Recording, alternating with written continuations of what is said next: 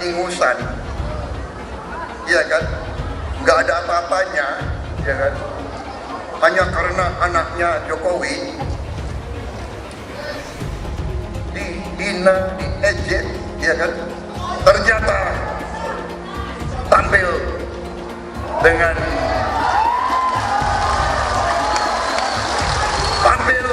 menurut saya, kalau saya guru yang harus kasih nilai, saya kasih nilai 9,9.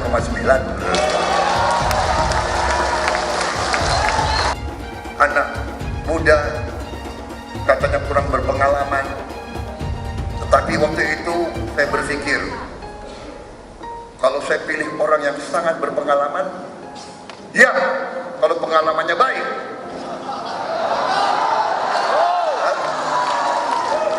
Kalau pengalamannya adalah pengalaman korupsi, bagaimana? Kalau pengalamannya selalu mengakal-akalin rakyatnya sendiri, bagaimana? Kalau pengalaman adalah justru menghamba, justru mengabdi kepada bangsa lain, bagaimana? Mendingan kita milih anak muda yang masih bisa kita bina, kita gembleng, apalagi dibantu digembleng oleh orang tuanya sendiri, saudara sekalian.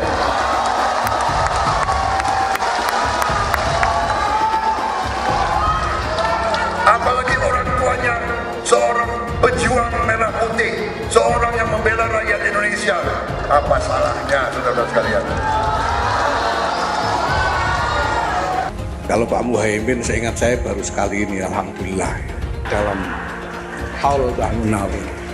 Mudah-mudahan sesudah ini istiqomah hadir terus, walaupun mungkin tidak menang, tapi tetap datang. Istiqomah. Gue jadi ngakak lagi kalau inget omongannya Cak Imin, karena dia juga agak-agak ngaco sih menurut gue.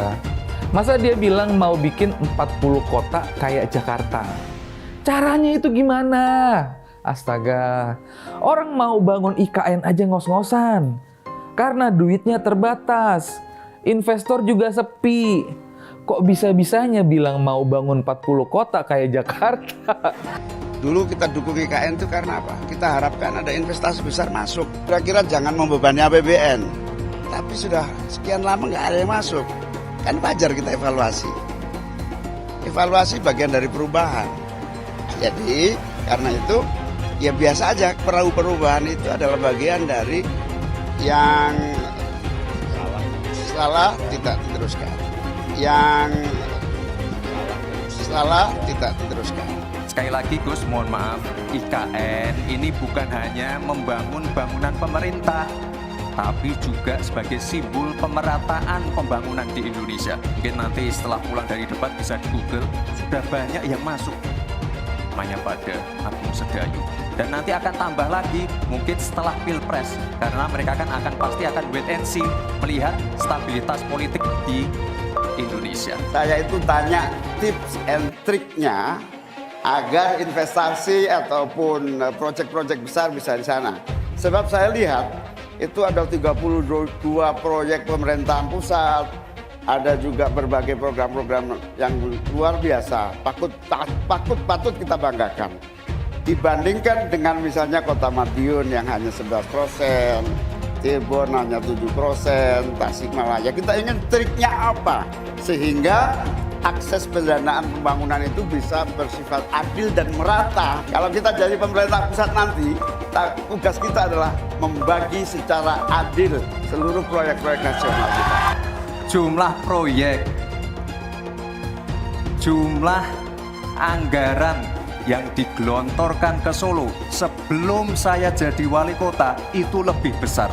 Saya tahulah ini arah pertanyaannya kemana, tapi yang jelas ini Gus, apa yang sudah dibangun, yang kita lihat bukan bangunan fisiknya saja, tapi kita lihat impact-nya ke warga. Bangun masjid menggunakan CSR dari Abu Dhabi, impact-nya apa? UMKM kita sekarang melesat, wisata kita melesat.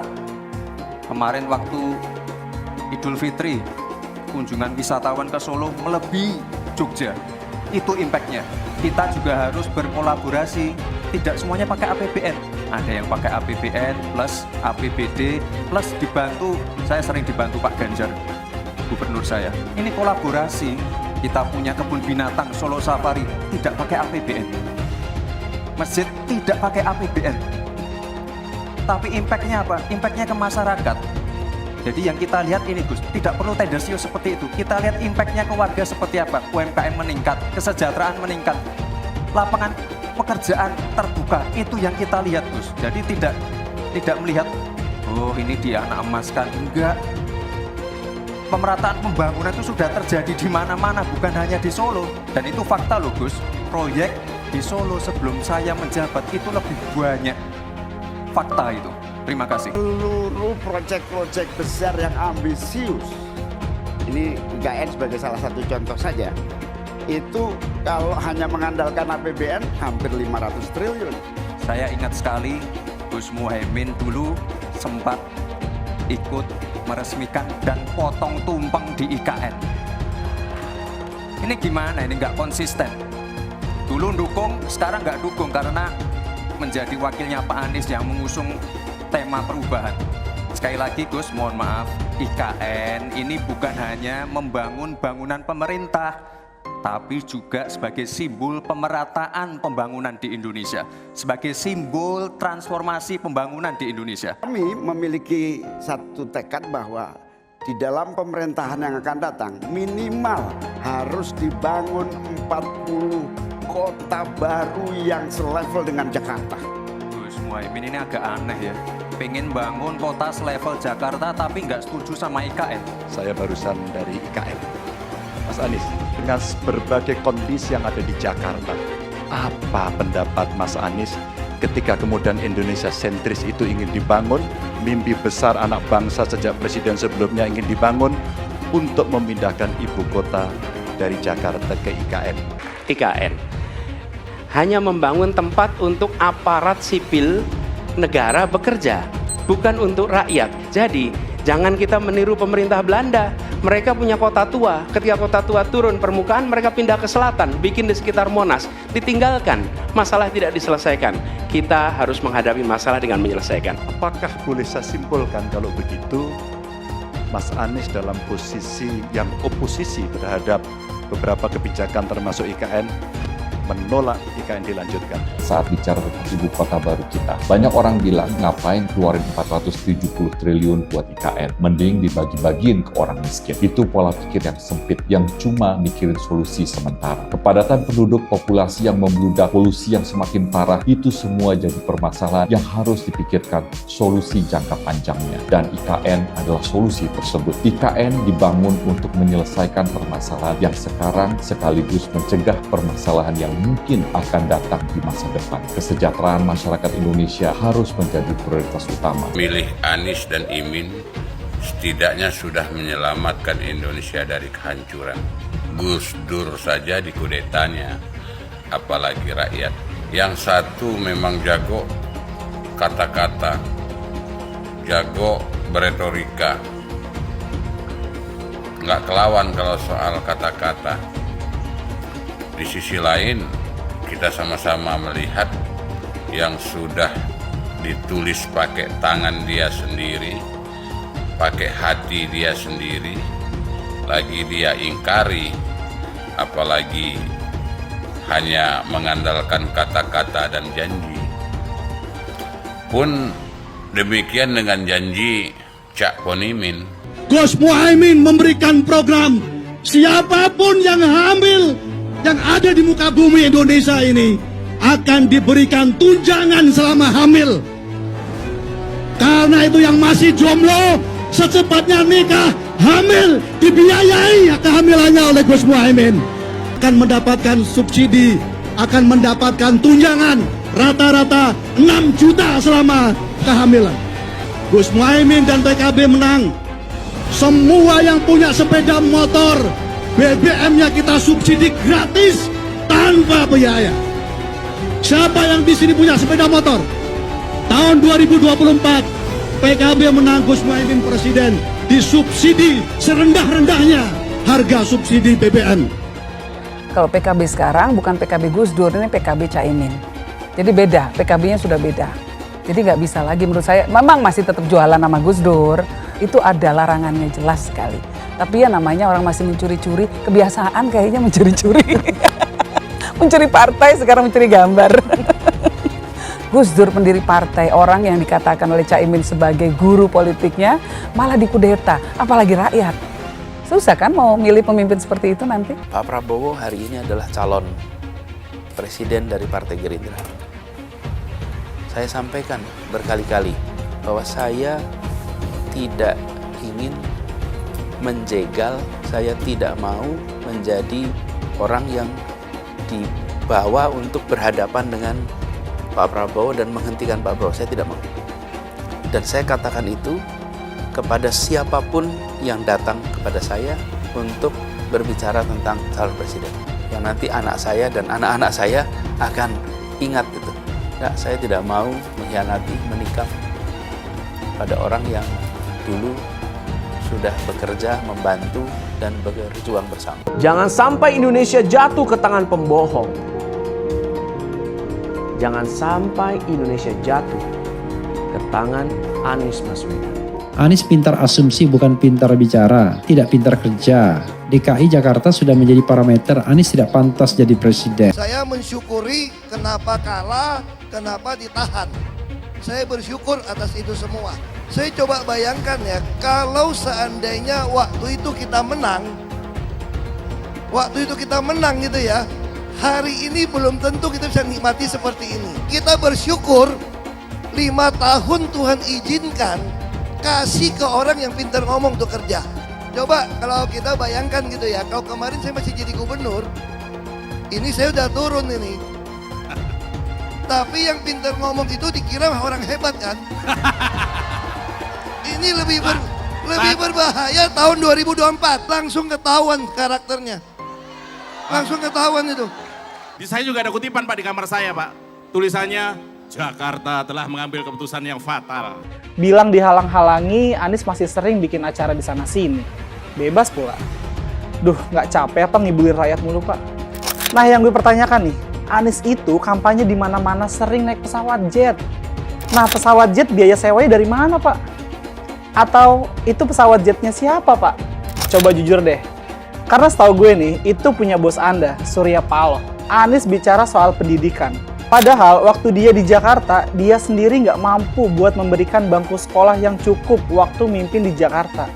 Artinya, dia nggak mampu memberikan bukti kalau omongan dia itu bisa dilaksanakan. Anies bilang, setiap jabatan harus diisi sama orang-orang yang kompeten. Lah, faktanya di Jakarta, beberapa jabatan diisi sama orang-orang dekatnya dia. Nggak kompeten pula. Terus TGUPP, itu yang jumlahnya seabrek-abrek, fungsinya buat apa Pak?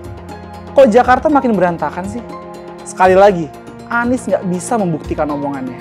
Anies bilang dia akan membuka lapangan kerja. Yang dulu janjinya 200.000 lapangan kerja, ternyata cuma omong kosong, alias cuma janji palsu. Soal pembangunan yang berkelanjutan. Dia bilang di Jakarta dia udah meneruskan yang udah baik. Lu jangan percaya ya, itu ngibul. Faktanya nggak seperti itu loh. Belum lagi nih, program penanggulangan banjir. Jadi di daerah Jakarta itu ada daerah yang sebelumnya udah bebas banjir. Pas Anies mimpin, kok bisa-bisanya daerah itu banjir lagi? Gimana nggak banjir kalau kalinya udah nggak pernah dikeruk sama dibersihin Pak? Kalau soal Jakarta, gue bisa bicara banyak deh. Jadi gue saksi bobroknya kepemimpinan Anies di Jakarta. Dan gue bisa pastiin, omongan manisnya Anies soal apa yang dia lakukan waktu mimpin Jakarta itu banyak ngibulnya. DKI yang kita harapkan, Anies Baswedan yang begitu jelas Islamnya. 4 tahun 8 bulan jadi gubernur. Mana peraturan pergub saja yang melarang miras? Mana perda Islam apalagi? Yang akhirnya tidak berani juga menegakkan hukum. Banjir tetap banjir, macet tetap macet, kriminalitas Jakarta. Anda tahu, 2 menit sekali terjadi pencurian. Sekarang orang sedang euforia, dia mau dicapreskan. Bagaimana umat terjebak lagi, bodoh lagi, masuk lagi ke Kalau misalnya memang Anies itu mau maju dan dia tekad mau menegakkan hukum Islam dan menyatakan perlawanan, saya penuh. Tapi dia tidak lakukan itu. Bapak politik identitas Indonesia Anies Baswedan, Bapak intoleransi Indonesia Anies Baswedan. Jangan lupakan, jangan terlena, jangan sampai dia pecahkan kita dengan dagangan ayat dan mayatnya. Air itu turun dari langit, turunnya ke atap rumah langsung sumur bor, bukan ke sungai dan ke laut. Jangan hanya konsentrasi pada pembangunan benda-benda mati yang indah difoto dan bisa ditunjukkan dalam 5 tahun hasilnya. Kalau kita mau menilai sebuah janji, maka lihat janjinya atau lihat kenyataannya. Dulu janjinya apa ya? Dan ini aneh, betul-betul aneh. Ini bukan kampanye, tapi saya sampaikan sini. Di satu sisi menyiapkan jalur-jalur air untuk dikirim ke laut, di sisi lain di lautnya dipasang dengan pulau reklamasi, tinggal tunggu waktu jadi rob, air balik. Dan ini melawan sunnatullah. Kenapa? Air itu turun dari langit ke bumi, bukan ke laut. Harusnya dimasukkan ke dalam bumi, masukkan tanah. Di seluruh dunia air jatuh itu dimasukkan ke tanah. Bukan dialirkan pakai gorong-gorong raksasa ke laut. Jakarta telah mengambil keputusan yang fatal. Bukan banjir, itu memang parkir air.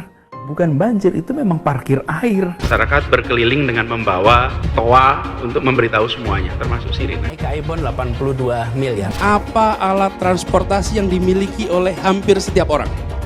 Alat transportasi yang dimiliki semua orang adalah kaki. Kalau seandainya orang Jakarta percaya Pak Anies jadi gubernur pun, saya berani jamin kok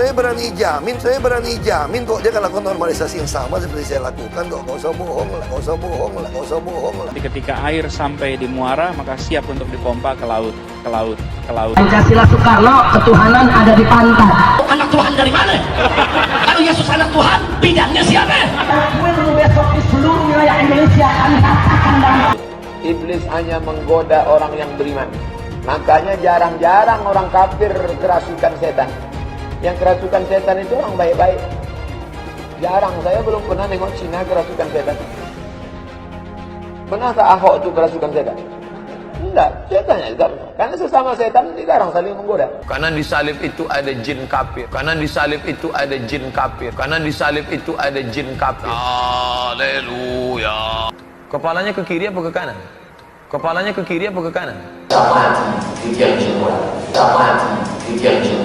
Kita percaya salib itu lambang mulia, bukan jin.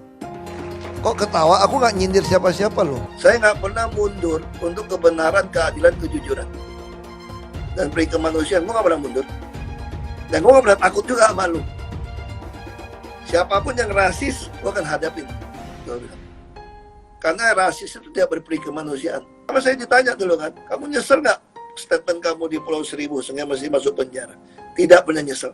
Karena saya mengatakan kebenaran. Anies menuduh Jokowi melakukan penjagalan. Padahal Anies lupa pada rekam jejaknya sendiri di tahun 2017, di mana Anies melakukan penjagalan terhadap Ahok. Semua cara dilakukan, termasuk melakukan politik identitas berbasis agama, sampai-sampai menggunakan kelompok FPI, HTI, dan kelompok intoleran lainnya. Sudah barang pasti, Anies tidak akan melanjutkan program-program Jokowi. Legasi-legasi dari Pak Jokowi akan dihancurkan oleh Anies. Programnya akan diacak-acak oleh Anies Baswedan. Lihat Jakarta, hancur semua. Semisalnya Anies menang, maka Ibu Kota Baru atau IKN nggak akan jalan. Pembangunan akan di-stop. Kita bisa melihat rekam jejak Anies saat menjabat di Jakarta selama 5 tahun. Tidak ada satupun janji yang dipenuhi dan tidak ada kinerja yang bisa dibanggakan. Dari DP 0%, BOC, kelebihan bayar, Formula E, banjir, sumur resapan, jalan rusak, dan gonta-ganti nama jalan. Jika Anies menang, maka FPI dan HTI, Ormas Khilafah, akan kembali. Apa kita mau Pancasila diganti oleh Khilafah? Bagian Indonesia Timur yang mayoritas non-Muslim pasti tidak akan setuju dengan Khilafah. Mungkin Indonesia akan bubar jika Anies memimpin. Perkataan Ahok sudah terbukti dan Jakarta sudah menjadi korban. Jangan biarkan Indonesia menjadi korban kibulan Anies Baswedan. Mbak Atikoh adalah bintang tak terduga dari kampanye ini. Dengan jalan sendirian, keliling sendirian, Dia memberi makna baru tentang kehadiran seorang perempuan, tentang dukungan yang bisa diberikan seorang istri kepada suaminya yang tengah berjuang. Mbak Siti Atikoh memang perempuan yang luar biasa. Dia berani jalan sendiri, berkeliling sendiri, menyapa masyarakat sendirian.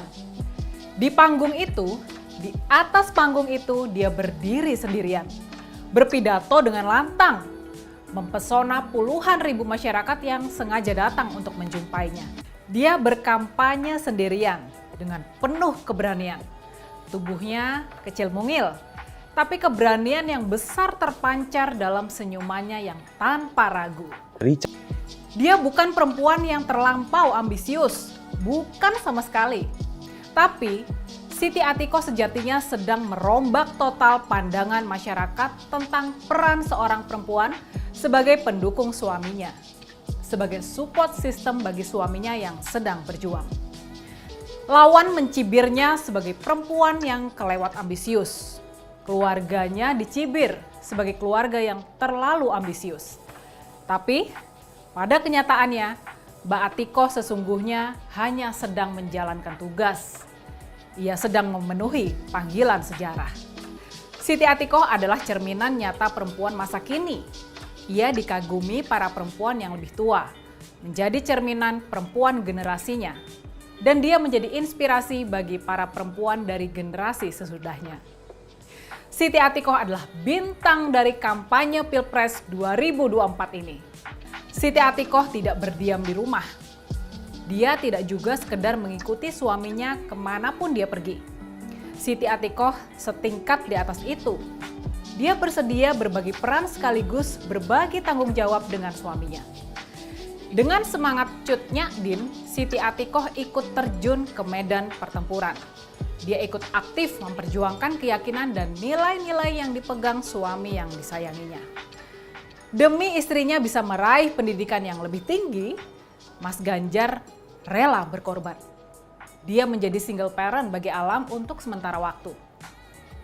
Mas Ganjar sangat mendukung istrinya untuk melanjutkan kuliah dan bisa meraih gelar master di Jepang. Beasiswa yang didapat Siti Atikoh waktu itu adalah sebuah kesempatan langka dan harus dimanfaatkan. Sekitar 15 tahun silam ketika Alam masih bersekolah di bangku taman kanak-kanak, ketika suaminya sudah menjadi anggota DPR RI, Siti Atikoh pernah diberikan sebuah kesempatan. Dia diberi kesempatan untuk kuliah S2 di Jepang. Anak dan suaminya ditinggalkannya. Dan Mas Ganjar harus berusaha sekuat tenaga mengatur waktu antara menyuarakan aspirasi rakyat dan mengurusi Alam kecil sendirian. Kalau sekarang adalah giliran dari Mbak Atikoh untuk ikut memperjuangkan pencapaian suaminya, Mas Ganjar menjadi Presiden RI, hal ini adalah wajar di antara Mas Ganjar dan Mbak Atikoh. Maka di antara Mas Ganjar dan Mbak Atikoh memang sudah terjalin komitmen dan sejarah untuk saling mendukung karir dan pencapaian dari pasangannya. Makanya sesungguhnya nggak ada yang patut dicibir dari kegiatan kampanye Mbak Atikoh berkeliling di berbagai kota. Dia sesungguhnya sedang menjalankan sebuah tugas sejarah. Dia sedang mengubah paradigma. Dia sedang mengubah cara pandang banyak perempuan Indonesia. Ini adalah tradisi keluarga mereka. Dan ini menjadi inspirasi bagi banyak pasangan muda masa kini. Apalagi Mbak Atikoh pun paham bahwa menjadi presiden akan menjadi lahan amal yang luas bagi suaminya untuk berbakti memperbaiki kehidupan ratusan juta umat manusia. Percayalah, dalam posisi sebagai ibu negara kelak bakal banyak kebaruan, terobosan dan penyegaran yang bisa diberikan dan ditularkan oleh Mbak Atikoh kepada perempuan Indonesia. Dan makanya kita sebagai sesama perempuan rasanya kita patut ikut berkontribusi. Kita patut ikut memperjuangkan agar Mbak Atikoh bisa menjadi ibu negara kita yang berikutnya. Ayo kita dukung Mbak Siti Atikoh. Ayo kita dukung Mas Ganjar dan Prof Mahfud demi Indonesia yang lebih baik. Percayalah, sebagai ibu negara kelak, Mbak Atikoh bakal bisa membawa kita, membawa perempuan Indonesia menjadi maju, membawa perempuan Indonesia menjadi lebih berperan dan berkontribusi bagi kemajuan dan kemakmuran bangsa kita. Buat masa depan anak-anak kita. Sebelum kita membahas tentang Anies Baswedan, terima kasih banyak buat kalian yang sudah like dan subscribe. Saya mau nanya, coba sebutkan, apa sih yang membuat kalian senang terhadap Anies? Apa sih kelebihannya? Apa sih yang sudah dilakukan sesuai dengan janjinya? Saya yakin kalian tidak bisa menjawab ini. Tolong tuliskan satu saja kelebihan Anies Baswedan di kolom komentar. Jokowi takut legasinya dirusak Anies Baswedan. Lihat Jakarta, hancur semua. Publik menyoroti sejumlah gerakan yang dilakukan oleh Joko Widodo alias Jokowi di Indonesia. Hal tersebut merupakan respon yang cukup wajar. Hal tersebut karena adanya ketakutan dalam Jokowi. Presiden menurutnya di tengah kelimpungan dengan adanya kemungkinan bahwa kemenangan yang diraih oleh Anies Baswedan. Hal tersebut dapat berujung pada hancurnya sejumlah program dari Jokowi. Hal tersebut jelas terjadi karena penerus kekuasaan kepala negara bukan dari kelompok Pak Jokowi. Lihat saja misalnya di Jakarta. Anies menghancurkan semuanya. Legasi-legasi dari Pak Jokowi akan dihancurkan oleh Anies. Programnya akan diacak-acak oleh Anies Baswedan. Wajar-wajar saja jika Jokowi dalam pusaran ketakutan ketika masa kekuasaan berakhir di tahun 2024. Sudah barang pasti Anies tidak akan melanjutkan program-program Jokowi. Semisalnya Anies menang, maka Ibu Kota Baru atau IKN nggak akan jalan. Pembangunan akan di-stop. Legasi-legasi Jokowi akan hancur. Anies menuduh Jokowi melakukan penjagalan. Padahal Anies lupa pada rekam jejaknya sendiri di tahun 2017, di mana Anies melakukan penjagalan terhadap Ahok. Semua cara dilakukan, termasuk melakukan politik identitas berbasis agama, sampai-sampai menggunakan kelompok FPI, HTI, dan kelompok intoleran lainnya. Anies Baswedan sampai nekat berkoalisi dengan ormas preman berjubah agama. Di tahun 2024, Anies Baswedan akan kembali menggunakan strategi di tahun 2017. Kelakuan-kelakuan relawan Anies yang menjalankan strategi ini masih pakai pola yang lama. Pola yang lama berupa membangun opini negatif terhadap pemerintah dan Komisi Pemilihan Umum. Curangan Anies lainnya adalah melakukan kampanye sebelum waktunya, di mana dia mengganti namanya menjadi head start untuk membingungkan publik. Atau kecurangan Anies Baswedan yang menggunakan jet pribadi saat kampanye di mana-mana. Berapa kecurangan dari biaya kampanye yang menggunakan jet pribadi? Apakah ini datang dari korupsi BTS yang dilakukan oleh Menkominfo dari Partai Nasdem? Tak main-main kecurangan maling atau korupsi yang dilakukan oleh Johnny G. Plate adalah sebesar 8 triliun rupiah. Suka tidak suka, senang tidak senang, sadar atau tidak sadar, bola Anies Baswedan ini sudah basi. Nampaknya para relawan Anies sudah tak punya cara atau metode lain dalam berkampanye sehingga memainkan strategi playing victim. Memang basi sih strategi ini, tapi sangat terbukti ampuh, apalagi jika ditambahkan dengan jualan isu agama. Tampaknya sih sulit menjual isu agama karena ketiga bakal calon mempunyai agama yang sama. Ataukah mereka akan bikin heboh lagi dengan menyebarkan hoax bahwa Ganjar akan diisukan sebagai seorang yang beragama kafir? Atau mungkin mereka akan membuat hoax bahwa Ganjar adalah anak PKI, ataukah Ganjar Pranowo adalah keturunan non-muslim? Kita bisa melihat rekam jejak Anies saat menjabat di Jakarta selama 5 tahun. Tidak ada satupun janji yang dipenuhi dan tidak ada kinerja yang bisa dibanggakan. Dari DP 0%, OKOC, kelebihan bayar, Formula E, banjir, sumur resapan, jalan rusak, dan gonta-ganti nama jalan. Diketahui Anies pun masih berhutang 100 miliar kepada Sandiaga Uno, dan sampai saat ini belum dibayarkan. Untuk jadi gubernur saja, Anies sampai berhutang 100 miliar kepada Sandiaga Uno, dan belum dibayarkan. Apalagi jadi presiden, berapa triliun yang akan Anies hutangkan? Dan bagaimana Anies bisa membayar utang triliunan itu? Apakah Indonesia siap untuk dijual? Jika Anies menang, maka FPI dan HTI, Ormas Khilafah, akan kembali. Apa kita mau Pancasila diganti oleh Khilafah? Bagian Indonesia Timur yang mayoritas non-muslim pasti tidak akan setuju dengan Khilafah. Mungkin Indonesia akan bubar jika Anies memimpin. Perkataan Ahok sudah terbukti dan Jakarta sudah menjadi korban. Jangan biarkan Indonesia menjadi korban kibulan Anies Baswedan. Begitu saja opini saya tentang Anies Baswedan. Bagaimana opini kalian? Tuliskan di kolom komentar. Pastikan kalian semua menekan like di video ini, dan jangan lupa bagikan video ini ke teman dan family Anda supaya mereka semua mengetahui tentang informasi ini. Tekan tombol subscribe dan bunyikan lonceng notifikasi supaya kamu tidak ketinggalan.